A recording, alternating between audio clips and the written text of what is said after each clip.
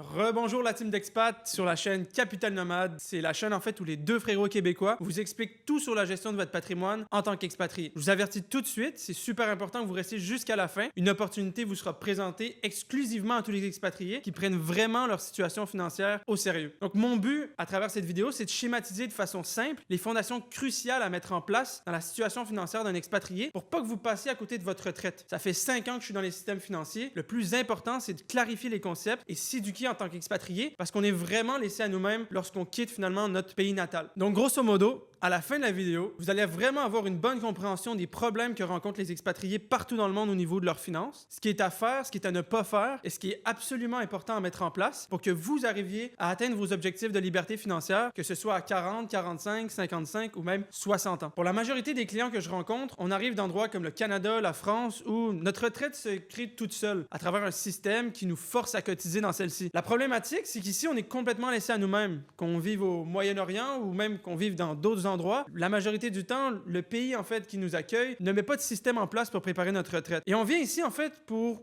faire plus d'argent pour une opportunité professionnelle. Mais malheureusement, beaucoup trop de professionnels que j'ai rencontrés vont repartir en fait du pays où ils se sont expatriés vers leur pays d'origine, moins bien financièrement que quand ils sont arrivés.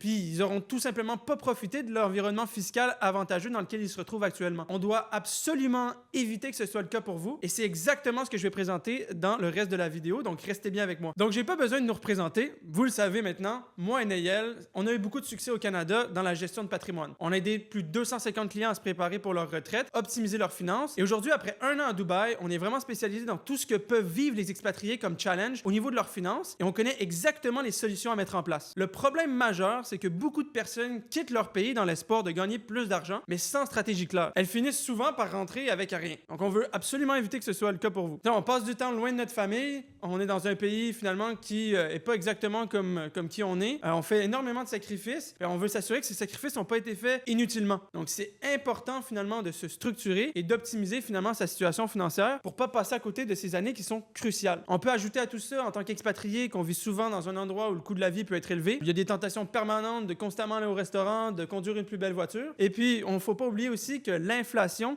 est en train de gruger notre train de vie. Année après année, ça nous coûte de plus en plus cher et notre épargne se fait grignoter progressivement par nos dépenses de mode de vie. Donc, sans discipline d'épargne et sans plan à long terme, aucun avenir solide se construit. Le message est extrêmement clair. Dans la majorité des cas, quand on est expatrié, il n'y a aucun gouvernement pour nous aider, aucun système de pension sur lequel on peut compter. Ta retraite repose 100% sur ta responsabilité personnelle. Trop de gens courent vers la retraite en pensant être en sécurité, mais faute d'optimisation et de stratégie, ils courent vers la retraite et il y a plein d'argent qui leur tombe des poches. On va absolument faire en sorte que ce soit pas le cas pour vous à travers cette vidéo. Donc la première étape, avant même de vouloir faire des investissements, c'est de comprendre notre capacité à épargner. Si on saute cette étape, ça revient à magasiner l'essence de sa voiture sans même avoir de voiture. Votre capacité d'épargne, c'est votre véhicule. Et ensuite, avec un professionnel ou par vous-même, vous pourrez choisir l'essence à y mettre qui est le plus adapté, que ce soit l'immobilier, la bourse ou autre. Donc l'objectif, c'est de démystifier la retraite et la rendre calculable. On va faire un petit exemple pour vous, très simple, et un exemple hypothétique pour que vous puissiez le faire de votre côté ensuite. Disons que j'ai un objectif de 5 000 $ par mois pour ma retraite. C'est ce que plusieurs considèrent comme un bon style de vie chez mes clients. 5 000 $ par mois, c'est 60 000 $ par année à la retraite. Et disons que tu as déjà un bien immobilier qui te génère environ 1 000 $ par mois en revenu locatif. Donc, du revenu locatif, on réussit à générer 12 000 $ par année. On va faire 60 000 moins 12 000. Il va donc nous rester 48 000 par année à produire en revenu. On peut majoritairement compter sur 2 sources pour aller chercher ces 48 000 manquants. Soit de l'immobilier, soit un portefeuille d'investissement. Les deux sont excellents. Maintenant, il faut aussi penser à une diversification pour ne pas mettre tous nos œufs dans le même panier. Maintenant qu'on comprend les différents carburants qu'on peut utiliser pour nous propulser vers la retraite, on doit comprendre comment y arriver. Comment finalement créer cette voiture dont on a besoin pour aller vers la retraite. Donc, on reprend notre objectif, qui est maintenant de 48 000 $ par an. On va simplifier le calcul, puis on va dire que c'est 50 000 qu'il nous faut. À partir de ce cas très simple, si on veut vivre des rendements de son portefeuille et pas piger dans son épargne pour ne pas puiser dans toutes nos économies, il faut que notre portefeuille génère 50 000 $ par année. Pour ça, on a besoin d'un portefeuille qui rapporte environ 5%. On décaisse 5%, on génère 5%. Le capital descend jamais. C'est une règle de pouce, bien sûr. La bourse augmente, diminue à travers les années, mais ça vous donne finalement un super bon aperçu sur ce qu'il faut atteindre comme objectif en termes de performance. Et donc, avec cette stratégie, on peut aussi créer de la richesse multigénérationnelle et la transférer finalement aux enfants. La question qui tue maintenant, c'est pour un portefeuille qui génère 50 000 $ par année avec 5% de rendement, on parle donc d'un portefeuille de 1 million de dollars. Ça paraît beaucoup pour plusieurs, mais c'est extrêmement faisable pour la majorité qui commence à épargner tôt et pour ceux aussi qui mettent en place les bonnes habitudes de vie et une certaine discipline autour de leur situation financière. Le but, c'est d'avoir une constance, une discipline, mettre des systèmes en place sans nécessairement s'empêcher de vivre et sans nécessairement réduire son mode de vie. J'explique ça à l'instant. Donc juste ici, je vais vous présenter l'hypothèse. Un capital de départ de 0, des versements mensuels et des rendements annualisés capitalisés à travers le temps. L'objectif, c'est d'avoir 1 million d'euros à 60 ans ou 1 million de dollars à 60 ans. On fera aucun retrait avant 60 ans et sur le premier scénario qui va s'afficher juste ici, on va faire un départ à 50 ans. Quelqu'un qui démarre malheureusement un petit peu en retard. On a un horizon donc de 10 ans, 120 mois pour atteindre 1 million de dollars. Avec un rendement annuel de 5%, on doit faire une épargne mensuelle de 6 440 $ par mois. Avec un rendement annuel de 7,5%, on doit faire une épargne mensuelle de 5 620 $ par mois. Et avec un rendement annuel de 10%, c'est 4 880 $ par mois qu'il faut mettre de côté. Un effort d'épargne qui est réalistiquement très très élevé. Le rendement, bien sûr, va aider, mais il manque forcément de temps pour faire travailler finalement son argent. On va voir ici la différence maintenant avec quelqu'un qui commence à 40 ans. Il a donc un horizon de 20 ans et 240 mois duquel il peut contribuer. Encore une fois, scénario 1, 5% de rendement, c'est 2 430 $ par mois qu'il faut épargner. Scénario 2, 7,5% de rendement annualisé, c'est 1 800 $ par mois qu'il faut mettre de côté. Et scénario 3, avec 10% de rendement annualisé, c'est 1 317 $ par mois qu'il faut annualiser. On commence à approcher une zone réaliste pour quelqu'un qui gagne relativement bien sa vie et quelqu'un qui sera capable de rester discipliné à travers les années. Et en fait, la cerise sur le gâteau, c'est le dernier scénario qui démontre que le temps fait vraiment tout son travail au niveau de vos finances. Parce que là, on va prendre le scénario de quelqu'un qui a 30 ans, qui a un horizon finalement de 30 ans avant ses 60 ans et qui va cotiser pendant 360 mois pour préparer sa retraite. Avec 5% de rendement, c'est 1 202 $ par mois qu'il faut mettre de côté. 7,5%, 742 $ par mois qu'il faut mettre de côté. Et 10% de rendement annualisé, c'est 442 $ par mois qu'il faut mettre de côté. Ce qu'il faut retenir ici, c'est que le temps devient ton meilleur ami et que l'intérêt composé fait vraiment de la magie parce que les efforts d'épargne sont nettement plus faibles plus on commence tôt à épargner. Grosso modo, ce qu'il faut retenir de ce que je viens de vous présenter, c'est que chaque décennie, on peut diviser l'effort d'épargne par 2 environ. Le rendement, c'est important,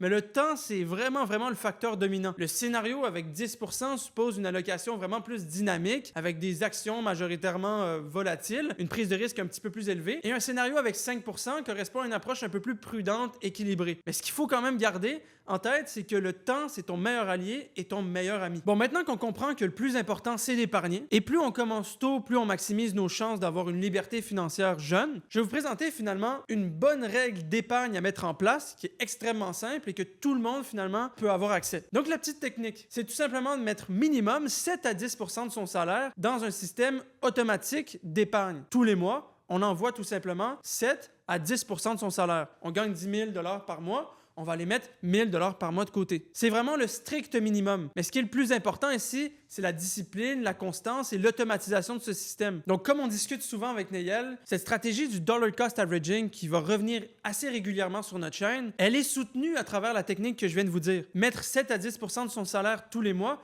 fait en sorte qu'on rentre dans le marché tous les mois de façon constante en mitigeant notre risque d'acheter le marché au plus haut et de voir finalement l'entièreté de notre épargne diminuer si il y a une forte corrélation du marché sur les mois à suivre. Donc le fait finalement d'acheter le marché constamment à travers le temps va vraiment vous apporter une paix d'esprit que sur le long terme, surtout qu'on parle de faire des investissements pour les 30, 20 ou 10 prochaines années, vous allez finalement avoir un prix moyen du marché qui sera pertinent et qui vous permettra d'atteindre cette liberté financière et un rendement pertinent de 5, 7,5 ou 10% en fonction finalement du risque que vous prenez au niveau de vos investissements. La clé, encore une fois, la discipline, la constance et l'automatisation de ces systèmes. C'est des concepts qui vont beaucoup revenir dans nos prochaines vidéos, mais ce qu'on va essayer de mettre de l'avant, c'est quels sont les produits qu'on peut utiliser pour mettre finalement ces systèmes en place, où investir son argent en tant qu'expatrié, donc dans quelle juridiction, quelle plateforme utiliser, comment choisir finalement un portefeuille qui respecte notre appétit au risque, les erreurs qui seront à éviter. C'est ce qui fait finalement un super résumé des points clés de notre vidéo. Maintenant, dans les prochaines, on va vous présenter dans quel produit investir, où investir, quelle juridiction choisir, comment finalement choisir son portefeuille, comment comprendre son degré de risque, les erreurs qui seront à éviter et surtout, en fait, n'oubliez pas que dans la description, il y a un outil à télécharger qui va vous permettre finalement de faire le même exercice qu'on vient de faire. Notre horaire à nous, moi et Neyel, il n'est pas souvent ouvert. 80% de notre horaire, c'est pour nos clients. 20% c'est pour de la nouvelle clientèle. On va vous laisser finalement nous envoyer un courriel si vous voulez prendre rendez-vous avec nous. Il y a aussi le lien vers nos LinkedIn, vers finalement toutes les autres plateformes où vous pouvez nous retrouver. N'oubliez surtout pas de vous abonner, la team, pour ne pas manquer les prochaines vidéos sur la gestion de vos finances en tant qu'expatrié. Et on reste disponible pour vous si vous avez besoin. On lâche rien et à bientôt. Ciao!